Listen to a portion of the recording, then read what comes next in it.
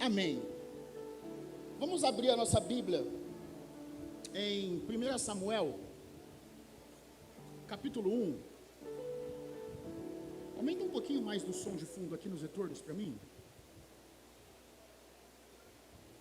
1 Samuel, capítulo 1, versículo 1. Se você puder colocar na NVI, para eu poder ler a mesma versão que eles. Maravilha. A Bíblia diz assim: havia certo homem de Ramataim, Zufita, dos montes de Efraim, chamado Eucana, filho de Jeroão, neto de Eliú e bisneto de Tou, filho do Efraimita Zufi.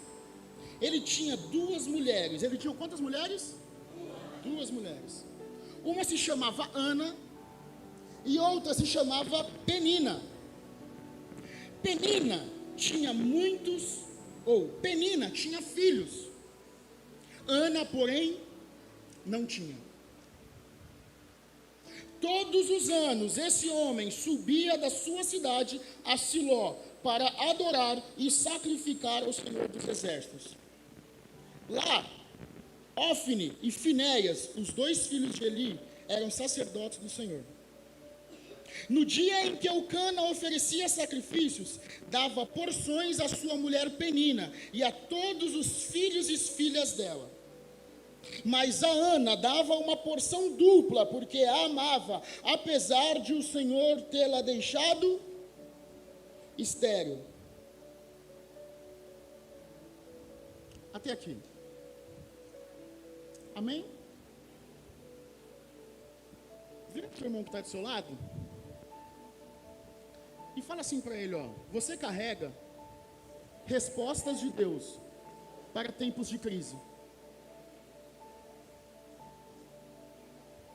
Você carrega respostas de Deus para tempos de crise.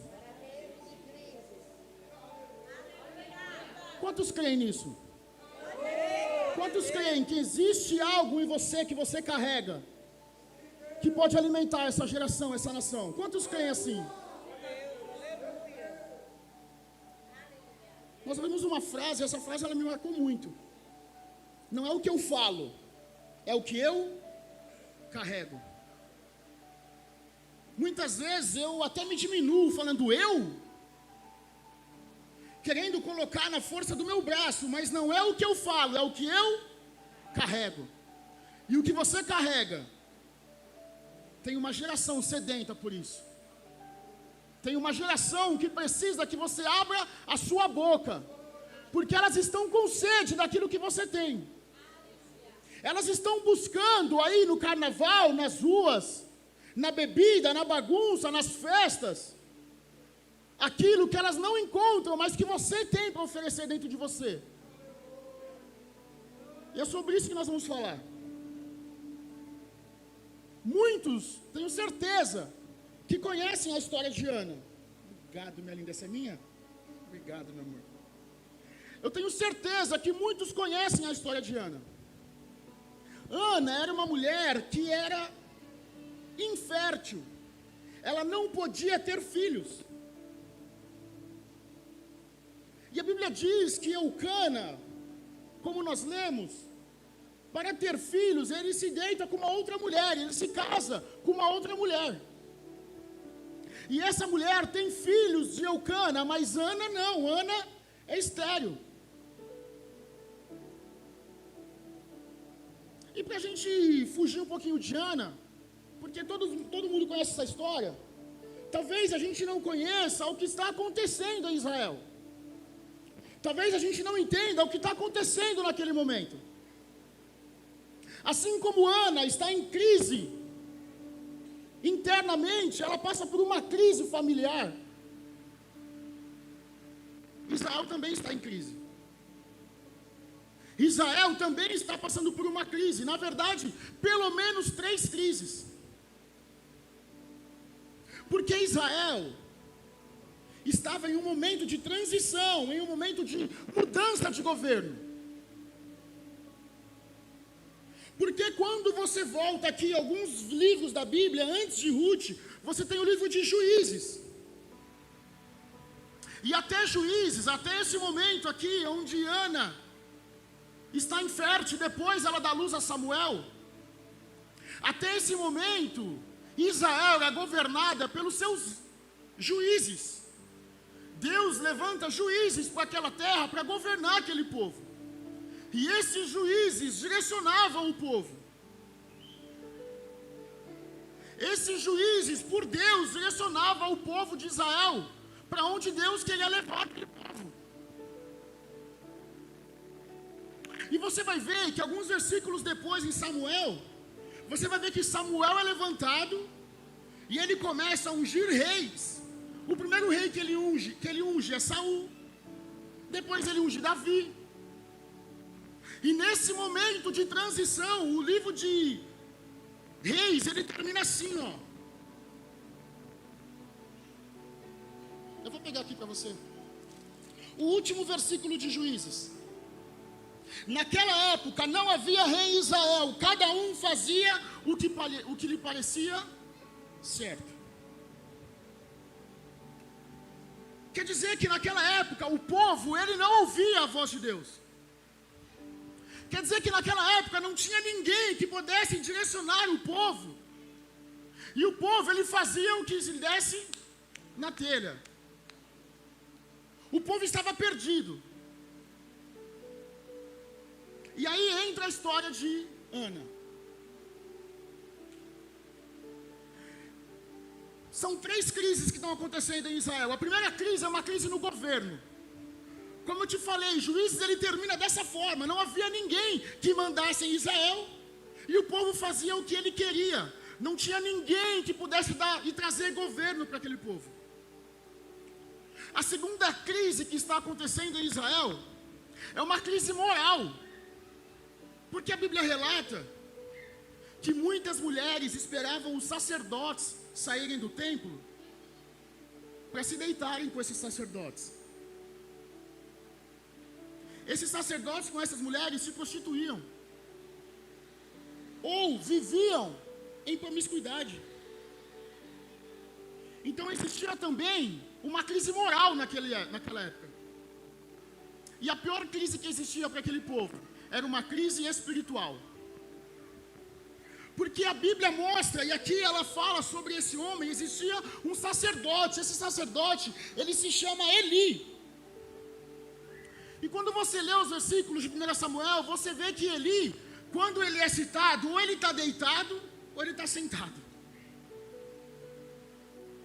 E os filhos de Eli, que se chamam Ofni e Finéias, eles tratavam dos afazeres do templo. Eles deveriam dar as suas vidas em dedicação a Deus. Mas esses homens, eles faziam de tudo quanto é jeito. Faziam como queriam e do jeito que queriam. A ponto de serem rejeitados por Deus e pelos homens. Então aquele povo não tinha mais um juiz, não tinha mais um sacerdote. E as suas leis morais estavam totalmente deturpadas. Não tinham mais também profetas. Deus não falava como falava antes. Porque em Samuel 3 ele fala assim, ó, a voz de Deus era rara. Raramente eles ouviam a voz de Deus. Não tinham sacerdotes. Não tinham profeta.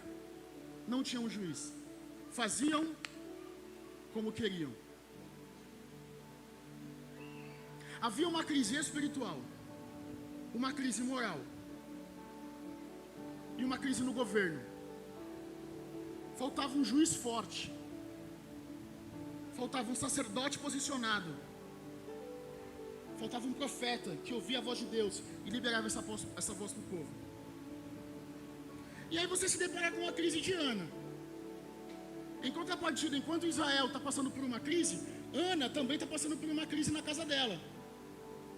Ana está dividindo o marido dela com outra mulher. Ana é infértil, não pode ter filhos. E por isso Penina, a Bíblia diz que zombava da cara dela. Ana está passando por uma crise, amada por Eucana, porque a Bíblia diz que Eucana amava sua mulher, a ponto de dar para ela uma porção dobrada. Quando eles iam para Siló, sacrificavam e comiam, a ponto de Eucana falar assim: eu te amo tanto que eu vou te dar uma porção dobrada do alimento. Amada por Eucana, mas odiada por Penina. Cuidado por Eucana, mas sendo zombada por Penina. Aquilo que era o maior sonho dela é aquilo que mais frustrava o coração dela. Era a maior dor que ela tinha. E a história de Ana se depara com esse momento de crise. A Bíblia diz em 1 Samuel 6, 7 na verdade, diz assim, ó: isso acontecia ano após ano. Acontecia ano após ano. Sempre que Ana subia à casa do Senhor, sua rival a provocava, e ela chorava e não comia. Todos os anos, Ana passava por um momento terrível emocional.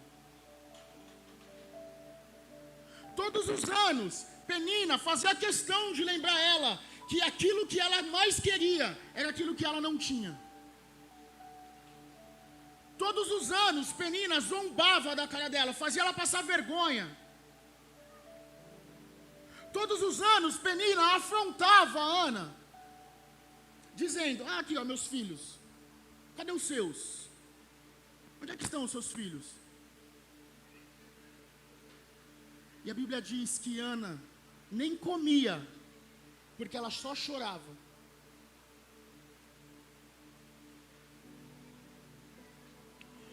Só que você não pode esquecer que Deus está lá no céu, olhando para a terra e falando assim: quem será que vai me dar um juiz, um sacerdote e um profeta que vai direcionar aquele povo?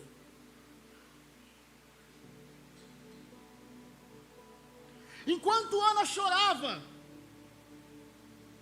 Deus estava olhando a terra e falando: quem vai se levantar nesse lugar? Deus lá de cima olhando e falando: quem que vai se levantar como um juiz? Quem que vai se levantar como um sacerdote? Como um verdadeiro profeta? E Ana lá embaixo olhando para cima e falando: Deus, me dá um filho. Deus, me dá um filho. Deus, me dá um filho.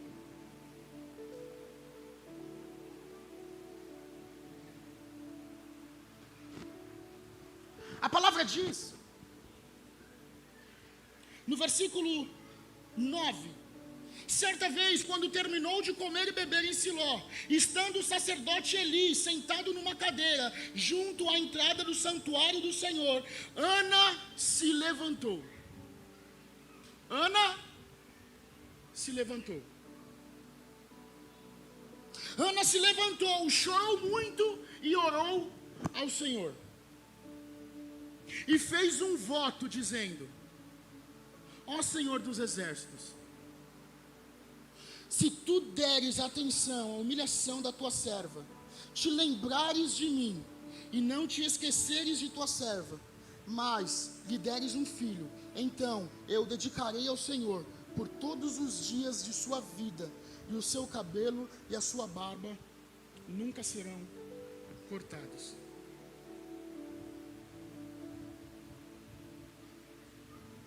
Deus está procurando um sacerdote. E Ana está pedindo um filho, mas dizendo assim: se você me der, eu dou para você.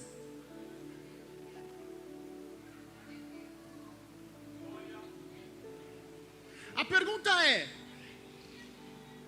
você tem entendido que aquilo que você carrega dentro de você é um propósito de Deus para essa geração? Você tem entendido que as pessoas estão precisando daquilo que você carrega?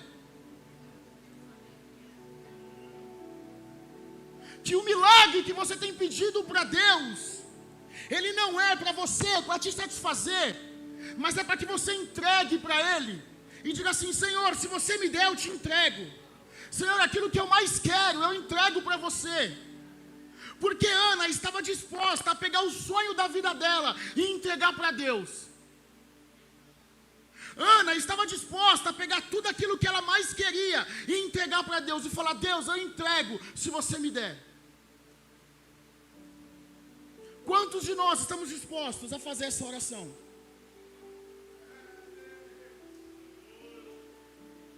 A pegar o meu projeto, os meus sonhos, os meus desejos e falar assim: Deus, isso daqui é para você, é para te servir, é para servir o teu propósito, é para fazer a tua vontade nesse lugar.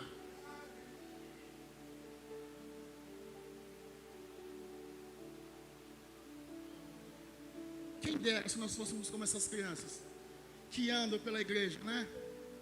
Que abraçam, que beijam, que gritam. Não vamos ter vergonha, né? De abraçar o irmão. Eu vejo as crianças aqui passando e a gente dá risada, mas quem dera se nós tivéssemos esse coração destemido, né? Sem timidez, sem... Oh, Jesus, nos ajuda, Pai, a ter o coração como o de uma criança. Graças a Deus o meu está ali quietinho. Mas já já é ele.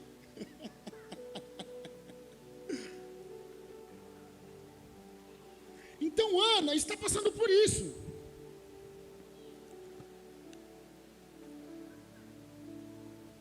O significado do nome Ana significa afavorecida.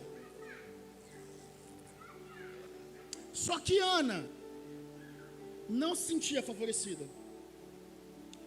Ana olhava para ela e é como se alguém chamasse assim: ó, a favorecida. É como eu olho para o meu filho e às vezes eu falo: ô precioso, ó, vem aqui, meu precioso. Naquela época você não era chamado pelo seu nome, mas pelo significado daquilo que seu nome significava.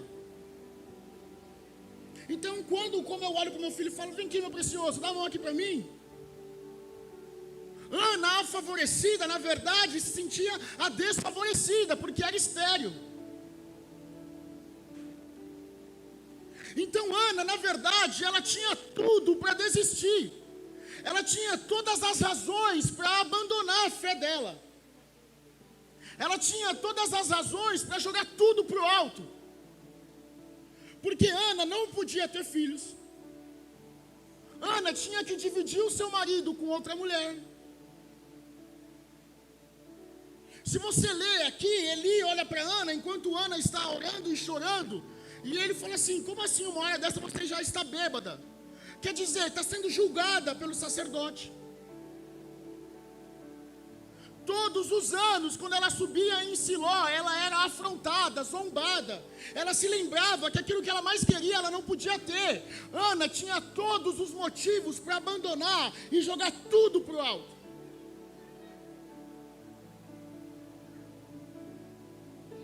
Mas o que eu e você estamos passando não é motivo para fazer isso. Muitas vezes eu quero jogar tudo para o alto. Muitas vezes Deus falou que vai fazer e parece que nada está acontecendo. Muitas vezes as minhas esperanças estão naquilo que está para acontecer, e as minhas esperanças vão se esvaindo pelo meu corpo. Eu espero que as coisas mudem e parece que nada está mudando. Eu espero que as coisas aconteçam, mas parece que nada está acontecendo.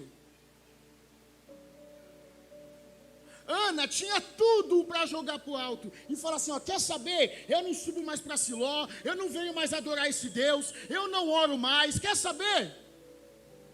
Eu não estou nem aí mais. Mas a Bíblia diz que Ana se levanta. A Bíblia diz que Ana se levanta. E ela começa a chorar e orar. Agora, o que será que aconteceu Porque eu fico imaginando que Ana orava todas as vezes que ia para Siló. Porque a Bíblia diz que todos os anos eles iam lá.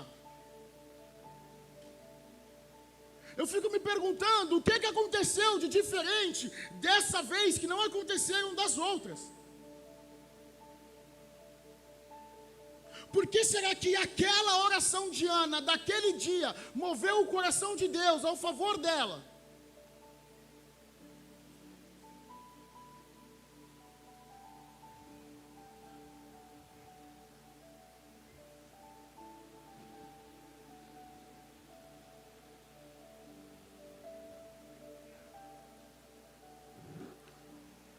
Versículo 15.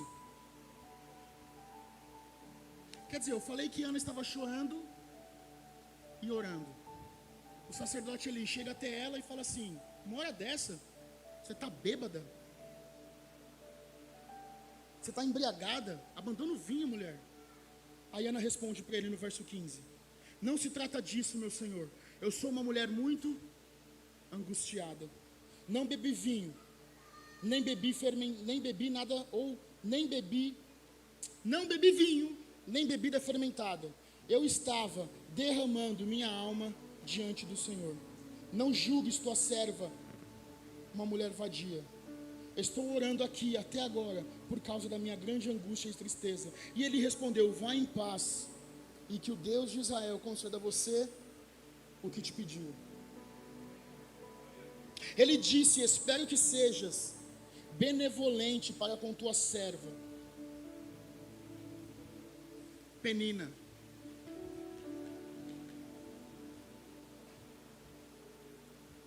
Então ela seguiu o seu caminho, comeu, e o seu rosto já não estava mais abatido.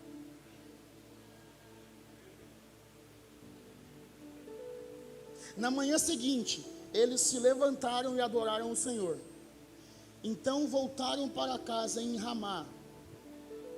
E Elcana fez aquilo que só os casados podem fazer. Esse versículo aqui deixa só para os casados.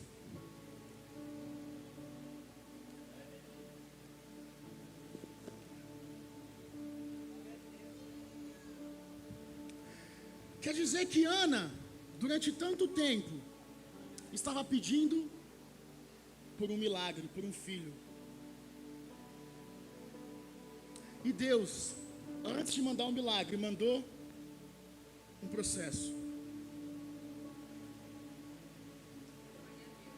Ana olha para o céu e pede milagre, mas Deus, como Ele é bom e maravilhoso, Ele manda para Ana um processo.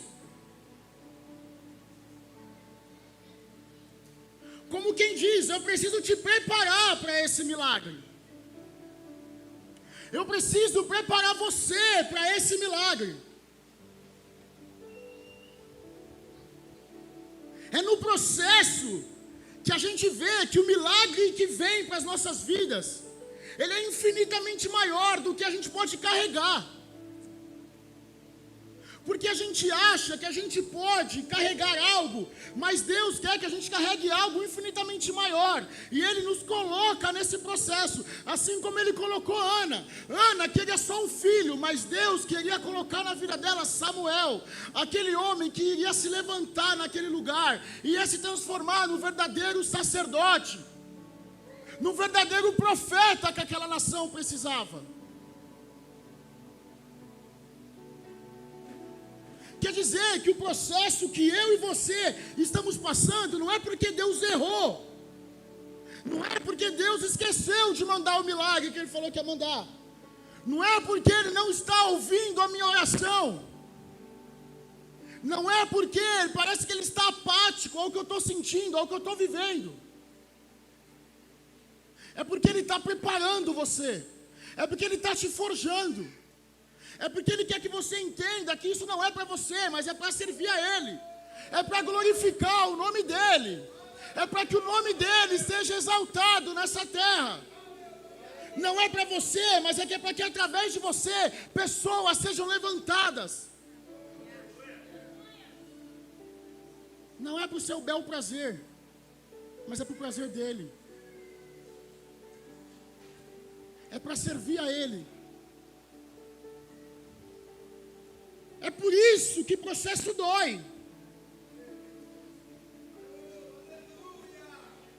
É por isso que processo dói, machuca.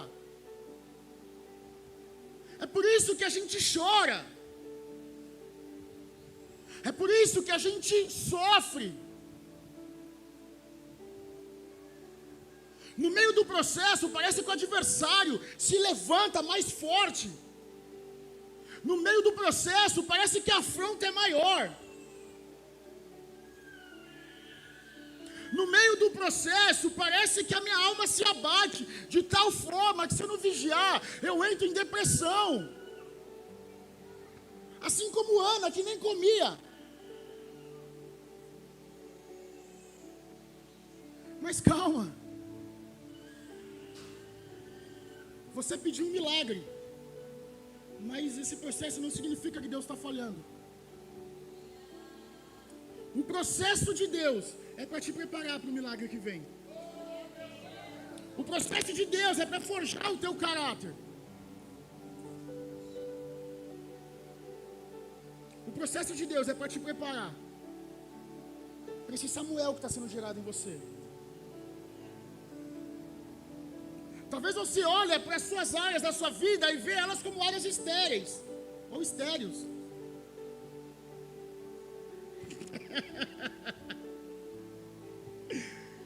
Tem misericórdia, Pai.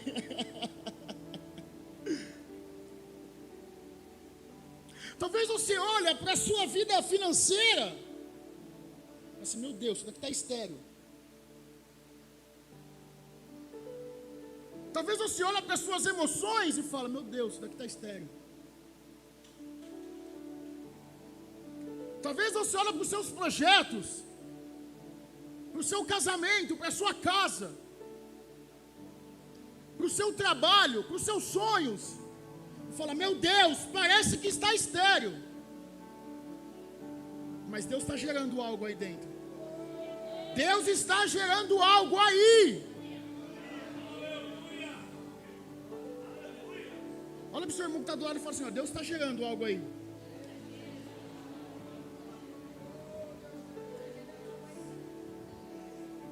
A falta de Ana era um filho. A falta de Israel era um profeta, um juiz, um rei.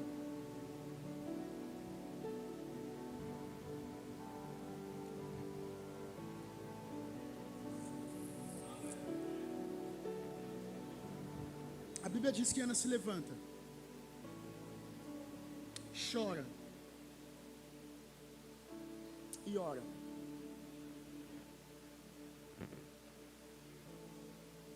Deus está chamando você para se levantar.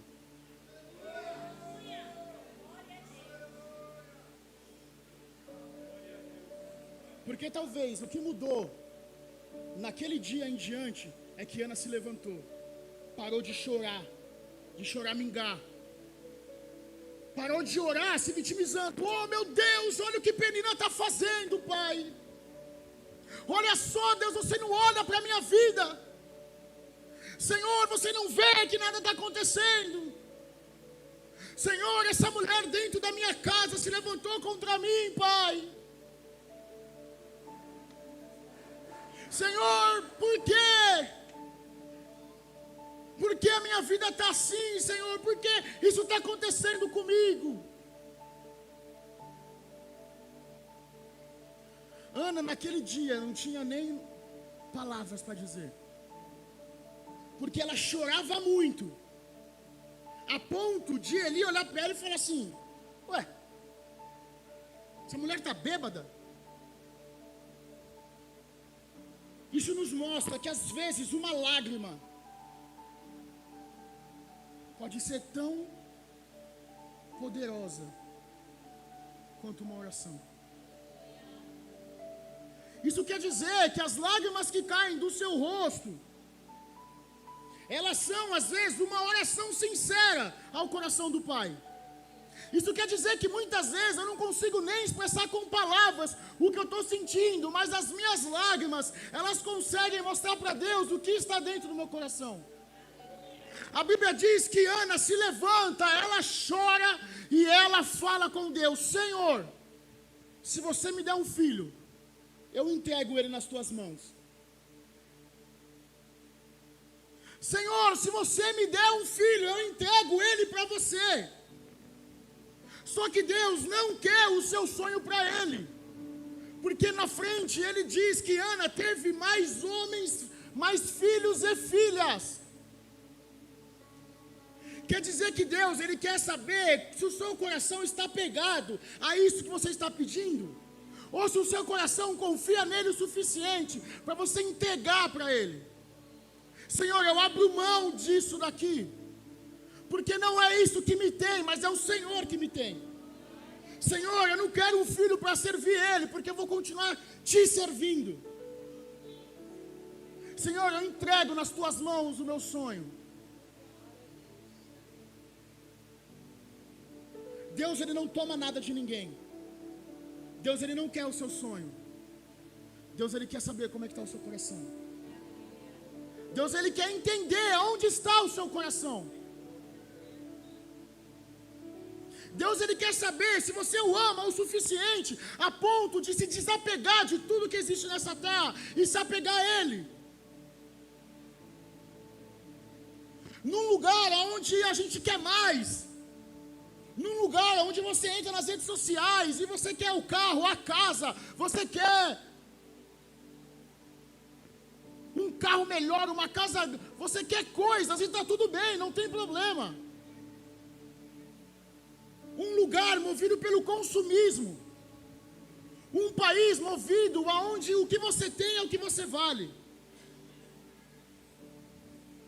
Uma cultura direcionada por likes e seguidores. Você só é visto se você tem quantidade X de seguidores. Onde você fica ali com o dedinho, olhando a vida das pessoas e falando, nossa, eu quero essa vida. E a pergunta que Deus tem feito e que Deus está fazendo para a gente hoje é: o que você tem coragem? Não o que você quer, não é o que você está pedindo, porque tudo isso eu posso te dar. A pergunta é: o que você abre mão hoje? Você abre mão de tudo isso por mim? Você coloca tudo que você tem à disposição, à minha disposição. Você tem coragem de abrir mão de tudo isso por mim?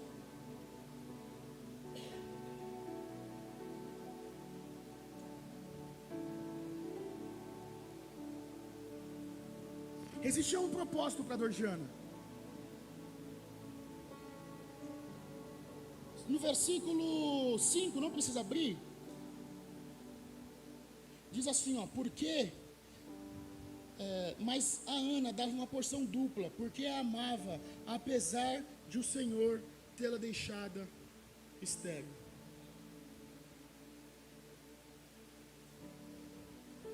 A esterilidade de Ana tinha um propósito para as mãos de Deus.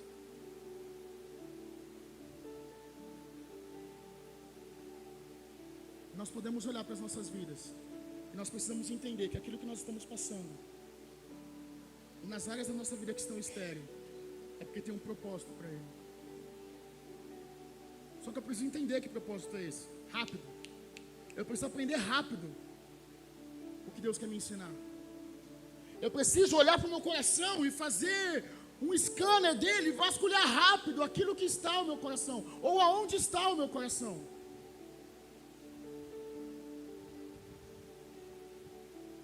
Porque Ana estava estéril. E quando ela abriu o coração dela para Deus, ela fez a oração certa. Naquele dia, Deus colocou uma semente dentro dela. Deus colocou Samuel dentro dela. A questão é, voltando àquilo que nós estávamos falando no começo, você carrega uma resposta para tempos de crise. Você carrega dentro de você uma resposta para essa geração. Aquilo que você carrega dentro de você é uma resposta para a sua família, é uma resposta para a sua casa. Aquilo que você carrega para você, dentro de você, é uma resposta que seus amigos precisam. Aquilo que você carrega dentro de você é uma resposta para aquelas pessoas do seu trabalho. Isso que você carrega dentro de você é uma resposta para os seus vizinhos. Isso que você carrega dentro de você é uma resposta para essa geração.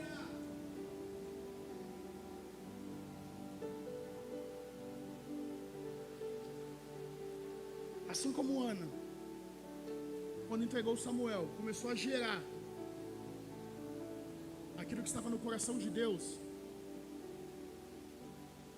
A partir de hoje nós vamos começar a gerar dentro de nós.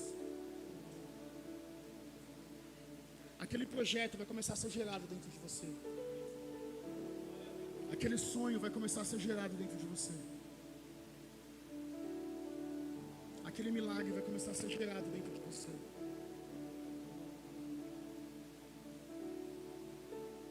Você vai começar a gerar a partir de hoje. Aquilo que você achou que estava morto vai começar a ser gerado dentro de você. Aquela área da sua vida que parece que estava morta vai começar a ser gerado dentro de você. Deus está te preparando. Deus está preparando você. Esse processo não é para te matar. Esse processo é para te preparar para o seu Samuel. Esse processo não é para acabar com você. Esse processo é para que aquilo que você carrega sirva essa geração.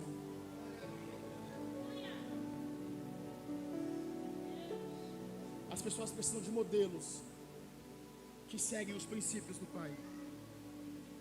As pessoas precisam de empresários com propósito e com princípios. As pessoas precisam de famílias com propósito e com princípio. As pessoas precisam que homens e empresários ricos se levantem, mas com propósito e com princípios. E é isso que Deus quer gerar dentro de você.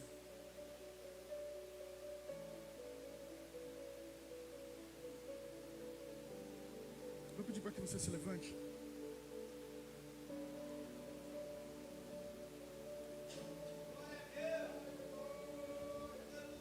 Vou pedir para o Ministério de Louvor subir, para a gente poder fazer uma música.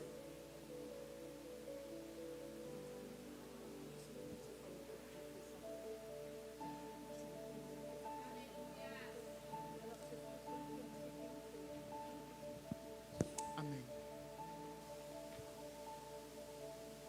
O que está dentro de você são as respostas para as coisas que estão adiante.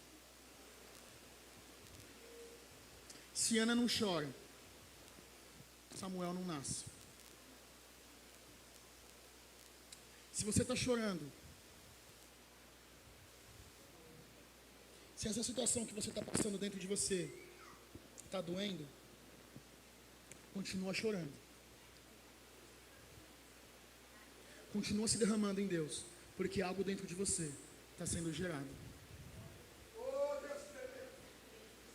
Só quem teve filho, ou, na verdade, só quem é mulher, sabe o que é a dor de gerar uma vida. Dizem que é a pior dor que tem.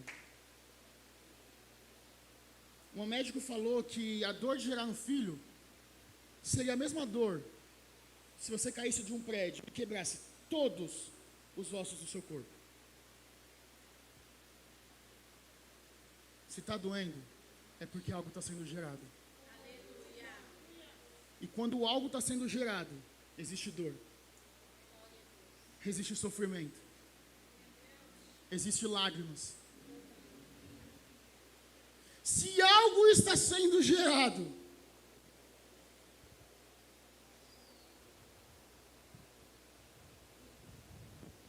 e a dor está aí, agradeça a Deus. Porque Samuel está vindo. Samuel está vindo. Samuel, ele se torna um profeta importantíssimo para Israel. Samuel, ele se torna aquele a qual Deus usa para direcionar o seu povo em Israel. Samuel, ele nasce, ele se torna um homem, um dos homens mais importantes da Bíblia, inclusive nesse momento de transição. É Samuel quem unge Saul a rei. É Samuel que se torna sacerdote daquele povo e conduz aquele povo a Deus. É Samuel que ouve a voz direto de Deus e fala àquele povo aquilo que aquele povo precisa para chegar onde Deus quer que eles chegassem. Aquilo que você está gerando é para servir a Ele. É para servir as vontades dEle. Aquilo que você está gerando dentro de você é para que a vontade dEle seja feita através da sua vida. A Bíblia diz que todos os anos Ana subia a Siló, chorava, era zombada, sofria.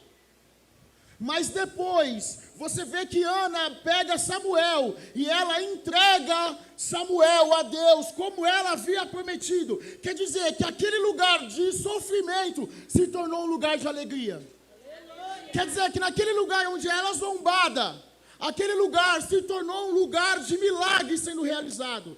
Quer dizer que Ana subia aquele lugar não mais para chorar, mas ela subia e se alegrava e falava: Deus, olha aqui, o cumprimento da sua promessa está nas suas mãos, Senhor.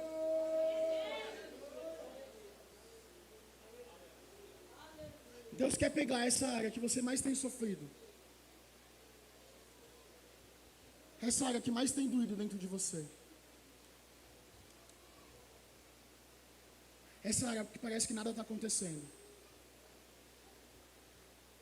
essa área da sua vida que parece que está morta, Ele quer gerar um milagre dentro da sua vida hoje.